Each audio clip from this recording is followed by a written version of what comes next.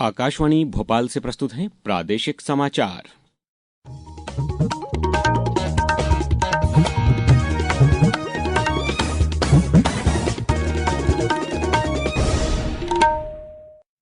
नमस्कार, समाचारों के साथ मैं अभिषेक कटियार। सबसे पहले इस बुलेटिन के मुख्य समाचार। मुख्यमंत्री डॉक्टर मोहन यादव आज दावोस में वर्ल्ड इकोनॉमिक फोरम के विशेष सत्र को संबोधित करेंगे। निर्वाचन आयोग आज से नई दिल्ली में करेगा 3 दिवसीय अंतर्राष्ट्रीय सम्मेलन की मेजबानी। उज्जैन के विक्रमादित्य विश्वविद्यालय में आज भारत रूस अंतर्राष्ट्रीय कार्यशाला का आयोजन और आयुष्मान योजना में धोखाधड़ी रोकने वाली दक्ष पहल के लिए मध्य प्रदेश को मिला देश के सर्वश्रेष्ठ राज्य का पुरस्कार। अब समाचार विस्तार से। मुख्यमंत्री डॉक्टर मोहन यादव आज वैश्विक निवेशकों से संवाद करने और मध्य प्रदेश में निवेश को बढ़ावा देने के उद्देश्य से स्विट्जरलैंड के दावोस में आयोजित वर्ल्ड इकोनॉमिक फोरम 2026 में शामिल हो रहे हैं। मुख्यमंत्री आज पर्यटन क्षेत्र में निवेश पर केंद्रित एक विशेष सत्र को संबोधित करेंगे, जहां वे प्रदेश में टेक्नोलॉजी, फूड प्रोसेसिंग और टेक्सटाइल जैसे क्षेत्रों में मौजूद अपार संभावनाओं को वैश्विक पटल पर रखेंगे। मुख्यमंत्री ने कल शाम मीडिया से चर्चा के दौरान बताया कि उनकी प्राथमिकता राज्य में रोजगार के नए अवसर सृजित करना और स्थानीय उत्पादों के लिए अंतर्राष्ट्रीय बाजार उपलब्ध कराना है, जिसके लिए वे वैश्विक प्रतिनिधियों के साथ सार्थक चर्चा करेंगे। हम सबका फर्ज बनता है कि हमारे राज्य में भी निवेश आए, अधिकांश रोजगार के अवसर खड़े हों, हमारी उत्पादों को मार्केट ठीक से मिले, आर्थिक रूप से मध्य प्रदेश संपन्न हो। इस बड़े थीम के आधार पर हम लोग जा रहे हैं। सभी प्रकार की संभावना है, अच्छी टेक्नोलॉजी हो, उसको लागू करने के लिए बुलाने की जरूरत है। ऑर्गेनिक एक बड़ा सेक्टर है जो फूड से लेकर कई क्षेत्रों में काम आता, कॉटन से लेकर के सब क्षेत्रों में व्यापार व्यवसाय की संभावना रहेगी। निर्वाचन आयोग आज से नई दिल्ली में लोकतंत्र और चुनाव प्रबंधन पर भारत अंतर्राष्ट्रीय सम्मेलन 2026 की मेजबानी करेगा। 3 दिवसीय सम्मेलन लोकतंत्र और चुनाव प्रबंधन के क्षेत्र में भारत द्वारा आयोजित सबसे बड़ा वैश्विक सम्मेलन है। इसमें दुनिया भर के 70 से अधिक देशों के लगभग 100 अंतर्राष्ट्रीय प्रतिनिधि भाग लेंगे। इस आयोजन में अंतर्राष्ट्रीय संगठन तथा भारत स्थित विदेशी दूतावासों के प्रतिनिधि भी शामिल होंगे। मध्य क्षेत्र विद्युत वितरण कंपनी ने कॉरपोरेट, शासकीय और निजी क्षेत्र के ऐसे उपभोक्ताओं के लिए एक नई समेकित भुगतान प्रणाली शुरू की है जिनके पास एक से अधिक बिजली कनेक्शन हैं। इस सुविधा के माध्यम से अब नगर निगम, बैंक, दूरसंचार कंपनियां और 2500 से अधिक मल्टीपल कनेक्शनधारी उपभोक्ता अपने सभी बिलों का भुगतान अलग अलग करने के बजाय एक ही क्लिक पर समेकित चालान बनाकर कर सकेंगे। अब समाचारों में वक्त है एक ब्रेक का। ये समाचार आप आकाशवाणी मध्य प्रदेश से सुन रहे हैं। ये समाचार बुलेटिन YouTube पर Madhya Pradesh news All India Radio channel पर और Facebook के साथ ही X प्लेटफॉर्म पर AIR न्यूज भोपाल पेज पर सुने जा सकते हैं। इसके अलावा आप हमारी वेबसाइट newsonair.gov.in पर या न्यूज ऑन AIR ऐप पर भी समाचार सुन सकते हैं। समाचारों में पुनः आपका स्वागत है।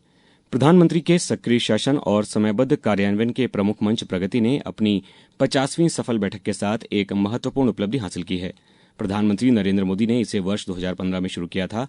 प्रगति ने प्रधानमंत्री की सीधी समीक्षा के माध्यम से प्रमुख अवसंरचना परियोजनाओं और जन शिकायतों की वास्तविक समय में निगरानी तथा समाधान को सक्षम बनाकर शासन व्यवस्था में परिवर्तन किया है। हमारी विशेष श्रृंखला में आज बात महाराष्ट्र की वेम्बुला सिंचाई परियोजना के बारे में। प्रधानमंत्री कृषि सिंचाई योजना के अंतर्गत कार्यान्वित वेम्बुला सिंचाई परियोजना महाराष्ट्र के विदर्भ क्षेत्र में कृषि को सुदृढ़ करने की दिशा में एक महत्वपूर्ण सिंचाई पहल है। यह परियोजना 2 अप्रैल 2007 को 2685 करोड़ रुपए से अधिक की स्वीकृत लागत पर मंजूर की गई थी। यवतमाल जिले में वेम्बुला नदी पर स्थित यह परियोजना एक प्रमुख बहु तहसील सिंचाई परियोजना के रूप में परिकल्पित की गई थी, जिसका उद्देश्य विभिन्न तहसीलों में सुनिश्चित सिंचाई सुविधाएं प्रदान कर जल अभाव की पुरानी समस्या से निपटना और इस क्षेत्र में कृषि उत्पादकता में सुधार करना था। परियोजना के तहत भौतिक परिसंपत्तियों का पर्याप्त निर्माण होने के बावजूद इसके क्रियान्वयन में लगातार आ रही चुनौतियों के कारण इसे पूर्ण करने और लक्षित लाभों को समय पर पहुंचाने में देरी हुई। परियोजना के महत्व को देखते हुए इस विषय को प्रगति के अंतर्गत समीक्षा के लिए लिया गया। 25 अक्टूबर 2023 को प्रधानमंत्री नरेंद्र मोदी द्वारा परियोजना की समीक्षा की गई, जिसमें संबंधित केंद्रीय मंत्रालयों और महाराष्ट्र सरकार को लंबित मुद्दों के समाधान के लिए समन्वित और समयबद्ध कार्रवाई सिंचाई करने के निर्देश दिए गए। समीक्षा के दौरान भूमि अधिग्रहण में तेजी लाने, बेहतर योजना एवं संसाधन जुटाकर शेष नहर लाइनिंग कार्यों को पूरा करने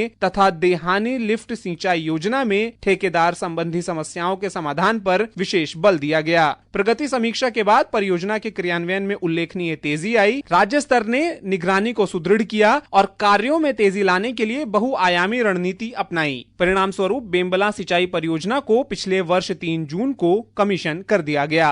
बेम्बला सिंचाई परियोजना का अनुभव यह दर्शाता है कि प्रगति तंत्र किस प्रकार एक प्रशासनिक उत्प्रेरक के रूप में कार्य करता है, जो लंबे समय से लंबित कार्यान्वयन चुनौतियों को समयबद्ध कार्रवाई में बदलते हुए यह सुनिश्चित करता है कि बड़े सार्वजनिक निवेश जमीनी स्तर पर ठोस और सार्थक लाभों में परिवर्तित हों। दीपेंद्र कुमार के साथ सकलैन अख्तर, आकाशवाणी समाचार, दिल्ली।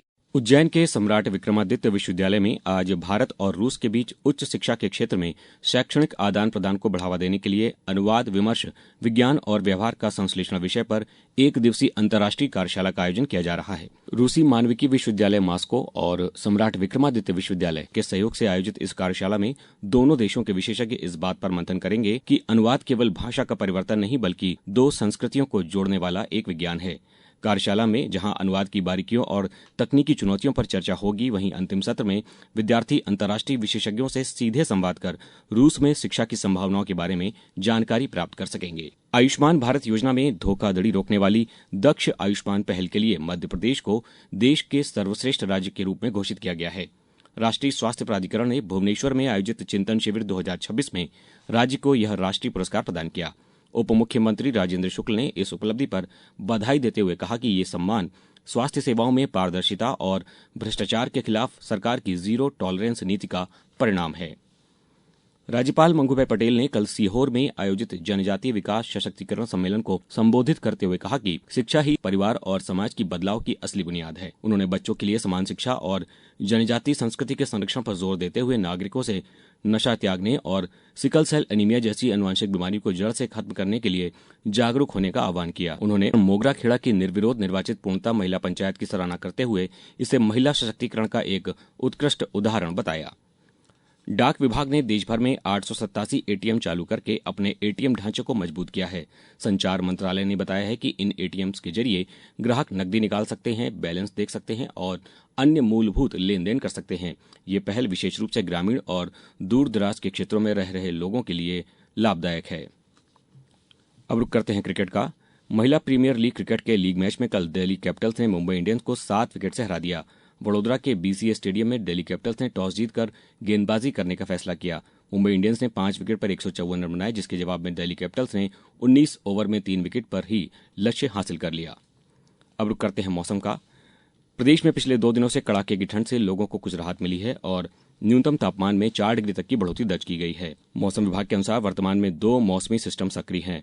मौसम विभाग ने चेतावनी दी है कि 21 जनवरी से सक्रिय हो रहे एक मजबूत वेस्टर्न डिस्टर्बेंस सिस्टम के कारण 23 जनवरी से ग्वालियर, चंबल, रीवा और सागर संभागों में बादल छाने और हल्की बारिश की संभावना है। अब कुछ समाचार संक्षेप में। भोपाल सहित प्रदेश की 27,500 राशन दुकानों में पीओएस मशीनों में अब चेहरा देखकर हितग्राही की पहचान की जा सकेगी और उन्हें राशन वितरण किया जा सकेगा।